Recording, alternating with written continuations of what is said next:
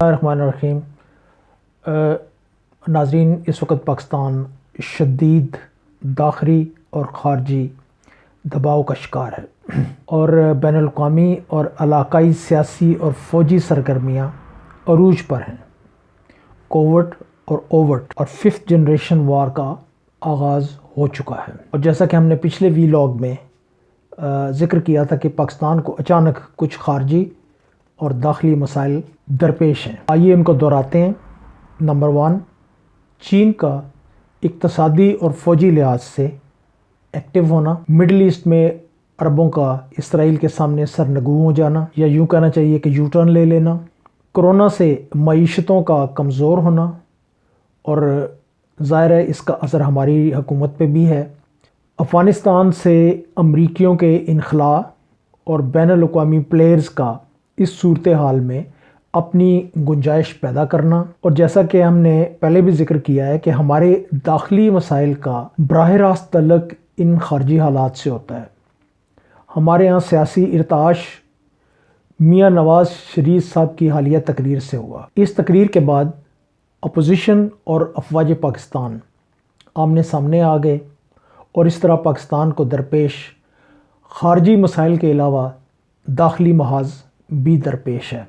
ناظرین، تیسری دنیا میں یعنی ترقی پذیر ممالک میں پہلے کارپوریٹس انڈائریکٹلی حکومتوں کو کنٹرول کیا کرتے تھے، پھر دنیا تبدیل ہوئی اور اب انٹرنیشنل کارپوریشنز براہ راست حکومتیں کرنے لگ گئی ہیں۔ Energy mafia, business mafia, media, judiciary, یہ تمام مافیاز انٹرنیشنل کارپوریٹ یا انٹرنیشنل اسٹیبلشمنٹ ڈائریکٹلی کنٹرول کرنے لگ گئی، اور یہ جو سیاسی بونے یا ایکٹرز صرف اپنے سیاسی کردار کی ادائیگی کے لیے ان کے ذمے ملکوں کی معیشتوں کو بین الاقوامی کارپوریشن کے منشور اور مطلب کے مطابق ڈھالنا ہوتا ہے، اور یہی وجہ ہے کہ ہمارے سیاستدان جب کھلا کرپشن کرتے ہوئے پکڑے جاتے ہیں تو پھر نہ صرف ان کو انٹرنیشنل اسٹیبلشمنٹس ان کو ٹیکنیکل جسٹس دلواتی ہیں، بلکہ ان کی دولت اور فیملیز کو سیف ہیونز پرووائڈ کیے جاتے ہیں، جہاں پہ ان کو ایک مخصوص عرصے کے لیے ہاربر کیا جاتا ہے، اور پھر انہیں دوبارہ اور سہ بارہ لانچ کیا جاتا ہے اور اپنے ایجنڈے کو تکمیل کروایا جاتا ہے۔ حالیہ تقریر جو میاں صاحب نے کی ہے، اس کو اسی تناظر میں دیکھا جانا چاہیے، اور اس سے چیزوں کو سمجھنے میں آسانی ہوگی۔ میاں صاحب نے اپنی تقریر میں کہا کیا؟ آئیے ذرا اس کا جائزہ لیتے ہیں۔ نمبر 1، انہوں نے فرمایا کہ فوج کا سیاست میں کوئی کردار نہیں ہونا چاہیے۔ نمبر 2، انہوں نے کہا کہ عدلیہ اور نیب کے ادارے غیر جانبدارانہ فیصلے کریں۔ نمبر 3، ملک میں خالص جمہوریت کو رائج کیا جائے جو ان انٹرپٹڈ ہو اور جس میں کسی دوسرے ادارے کی بالادستی نہ ہو۔ اگر ہم سرسری جائزہ لیں تو یہ تینوں مطالبات جو میاں صاحب نے اپنی تقریر میں فرمائے دے ہولڈ گڈ، اور بالکل ایسا ہی ہونا چاہیے، لیکن ایسا کیوں نہیں ہو رہا اس کا جائزہ ہم لینا شروع کرتے ہیں۔ اس میں کوئی شک نہیں کہ ملک کا جو طاقتور اور بالادست طبقہ ہے وہ فوج ہے۔ یہ آج سے نہیں ہے، یہ جب سے پاکستان بنا ہے تب سے ہے۔ اس دوران ڈکٹیٹرز بھی آئے، سیاسی حکومتیں آئیں، پھر ڈکٹیٹر آئے، پھر سیاسی حکومتیں آئیں۔ خالص جمہوری گورنمنٹ صرف 5 سال ذوالفقار علی بھٹو کی تھی، چونکہ اس وقت ایسٹ پاکستان ڈیبیکل ہو چکا تھا، فوج انڈر پریشر تھی، اور بھٹو صاحب ایک ویلمنگ میجارٹی سے ویسٹ پاکستان کے لیڈر بن چکے تھے۔ نمبر 2، بھٹو صاحب ذاتی طور پہ کرپٹ نہیں تھے، ان میں ڈیلیورنس اور نظام حکومت چلانے کی اہلیت موجود تھی، اس لیے وہ تمام ان شعبہ جات یا تمام ان اداروں پہ حاوی تھے جن کا ذکر آج میاں نواز شریف صاحب نے اپنی تقریر میں کیا ہے۔ انہوں نے بیک جنبش سرونگ جرنیلز کو فارغ کر دیا، کوئی ری ایکشن نہیں ہوا۔ انہوں نے کرپٹ بیوروکریٹس کو، جن کی تعداد شاید 303 یا اس سے زیادہ تھی، ان کو فارغ کر دیا، کچھ نہیں ہوا۔ انہوں نے بہت سارے بزنس مین یا آپ یہ کہہ سکتے ہیں کہ انڈسٹریز کو نیشنلائز کر لیا تاکہ جو آجر کی جو بالادستی تھی اس کو ختم کیا جا سکے. یہ نظام حکومت چلتا رہا. انہوں نے اگر نہیں کسی کو چھیڑا تو وہ تھا جاگیردار طبقہ. جاگیردار طبقہ ان کی کانسٹیچوئنسی تھی اور شاید یہی وجہ ہے کہ آج تک سندھ میں بھٹو زندہ ہے. اس کے بعد ضیاء الحق صاحب کا دور شروع ہوتا ہے. ضیاء الحق صاحب بہترین بزنس مین تھے. انہوں نے آتے ہی امپورٹ ایکسپورٹ کا کام شروع کیا. دنیا بھر سے ٹیررسٹ امپورٹ کیے, انہیں پاکستان کی سرزمین پہ ہاربر کیا اور ٹیرر پروڈیوسنگ فیکٹریاں یہ لگائیں جن کا نام انہوں نے مدرساز رکھا. اس کاروبار میں ریال ہی نہیں آئے, صرف ریال نہیں آئے بلکہ ریالوں کے ساتھ ایک پرٹیکولر برانڈ آف اسلام بھی ہمارے ملک میں امپورٹ کیا گیا. ان کا ایجنڈا بھی یہاں پہ امپورٹ کیا گیا. اس عمل کے نتیجے میں اور رد عمل کے نتیجے میں گلی گلی میں ہمارے فرقہ واریت شروع ہو گئی اور بہت سی جیش اور سپاہ مرز وجود میں آئیں. کوئی جیش محمد, کوئی لشکر جنگوی, کوئی سپاہ صحابہ, کوئی غرض کے بے شمار سپاہ اور اور یہی بیسیکلی یہی وہ ڈان لیگز تھی. اور ان لوگوں کو نہ صرف ہمارے غیر ملکی برادر ملکوں کی حمایت حاصل تھی بلکہ ہماری فوج کے ایک مخصوص گروپ کی بھی ان کو پوری تائید اور حمایت حاصل تھی. جب افغانستان کا فساد ختم ہوا تو یہی مجاہد دہشت گرد قرار دے دیے گئے اور جب یہ بے روزگار ہوئے تو انہوں نے اپنے آقاؤں کے خلاف پاکستان کی زمین کو استعمال کرنا شروع کر دیا. انہیں شمالی علاقہ جات, ناردرن ایریاز, ایجنسیوں میں سوات اور مالاکنڈ میں سیٹل کیا گیا. اس دوران ہمیں ایٹمی پروگرام رول بیک کرنے کے لیے دباؤ ڈالا جاتا رہا اور رفتہ رفتہ ہمیں فیٹف جیسے قانون کی زد میں لایا گیا. یہ بالکل ویسی سچویشن تھی جس طرح آج افغانستان میں ہے.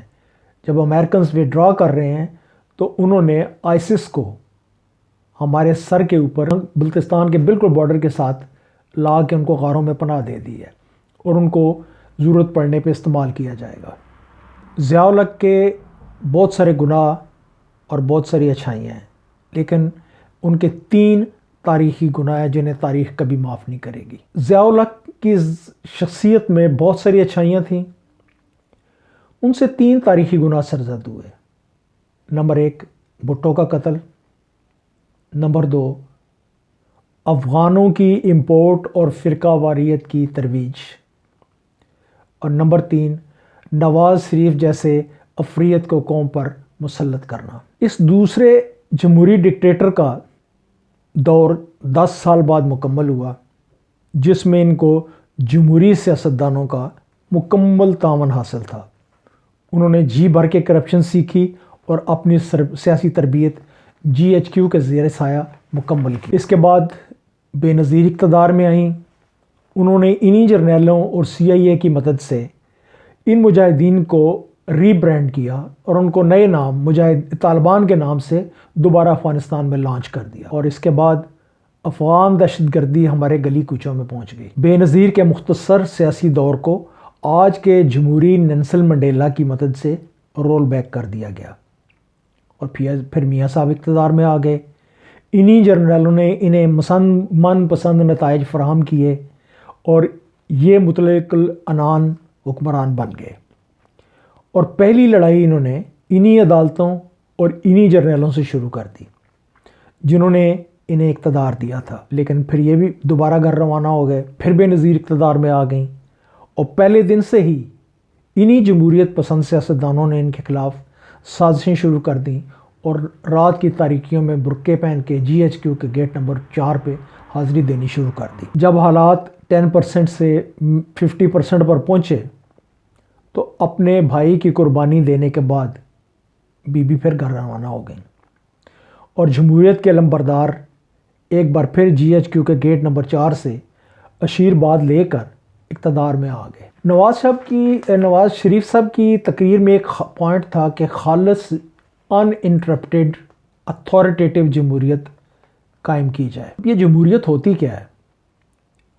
کیا لوگوں کو گننے اور نہ کہ تولنے سے جمہوریت قائم ہوتی ہے؟ ہم جس مغربی جمہوریت سے یہ جمہوریت مستعار لیتے ہیں وہاں جمہوریت کی نمائندگی کے لیے ایک معیار مقرر ہے جو کہ بہت بلند ہے۔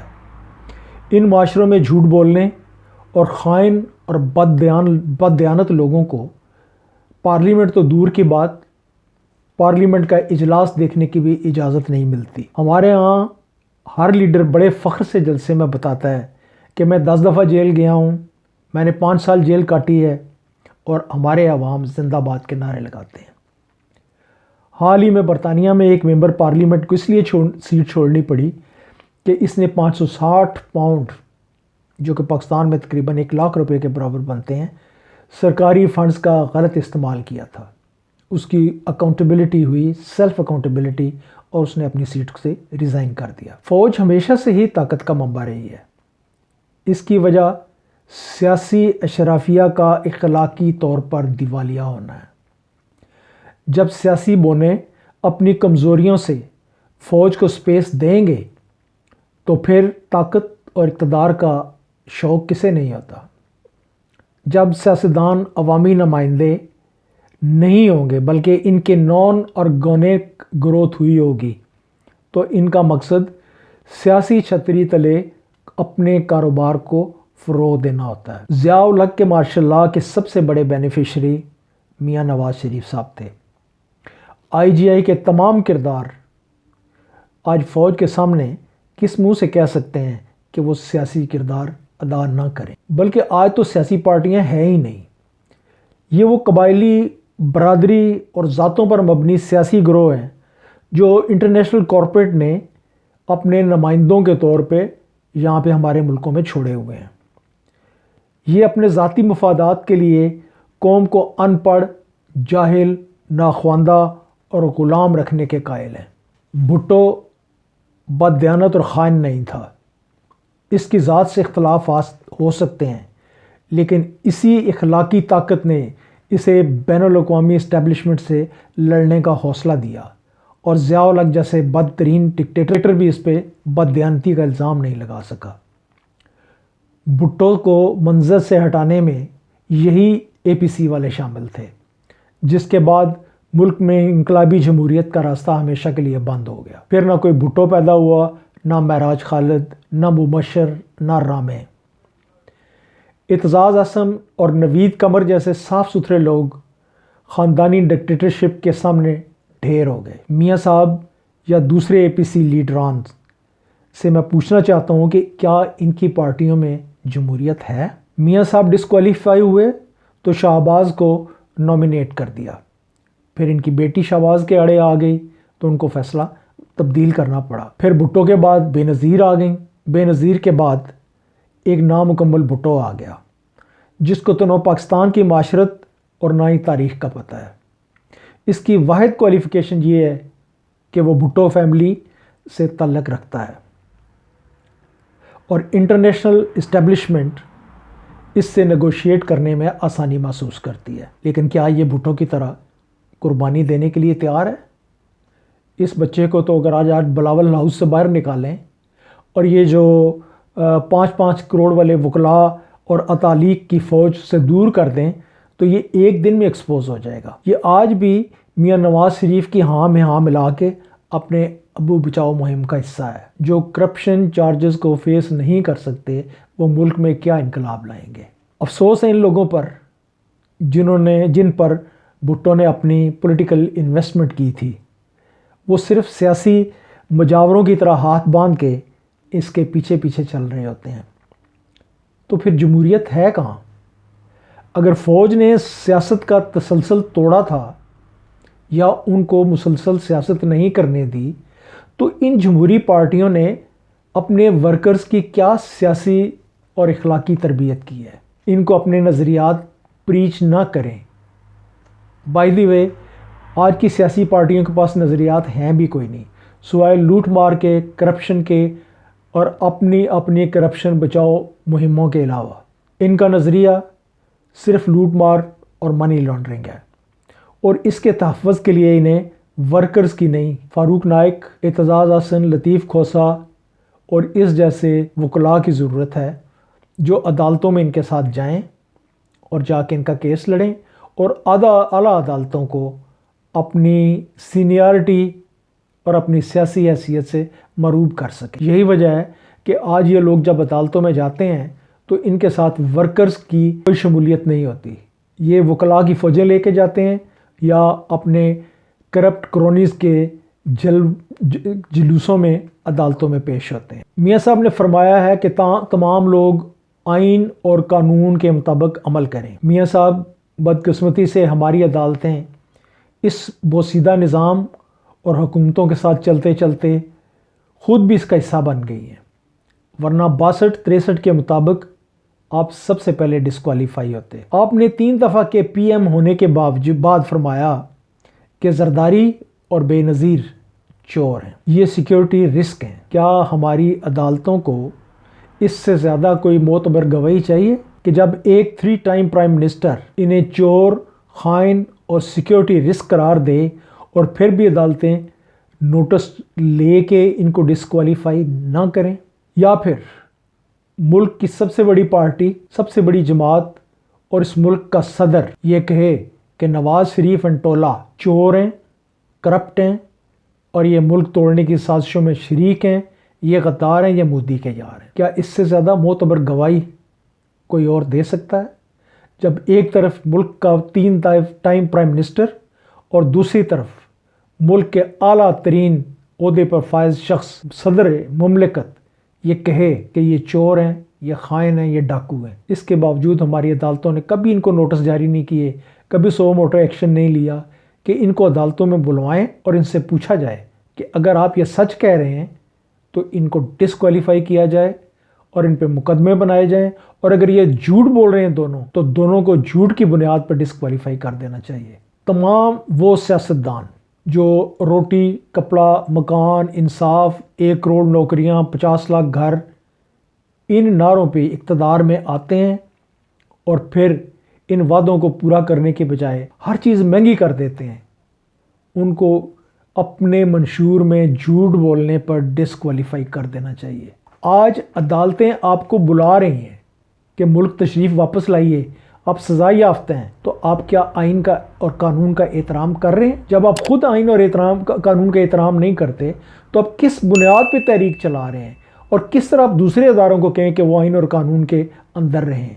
آپ ملک تشریف لے کے جائیے، جا کے عدالتوں کو فیس کیجئے اور پھر اپنا مقدمہ لڑیے، پھر ہم دیکھیں کہ باقی ادارے کس طرح اپنے سفیئرز میں کام نہیں کرتے۔ اگر آج آپ ملک کے اندر انتشار پیدا کرتے ہیں اور چاروں پارٹیاں، تینوں اے پی سی کی اور ایک حکمران پارٹی، یہ برسرے پیکار ہو جاتے ہیں، پھر آپ بتائیے کہ فوج کو سپیس ملے گی یا نہیں ملے گی؟ یہ ویلاگ چونکہ کچھ لمبا ہو گیا ہے، انشاءاللہ اگلے ویلاگ میں ہم یہ دیکھیں گے کہ ہم کس طرح اپنے ملک کے حالات کو ٹھیک کر سکتے ہیں۔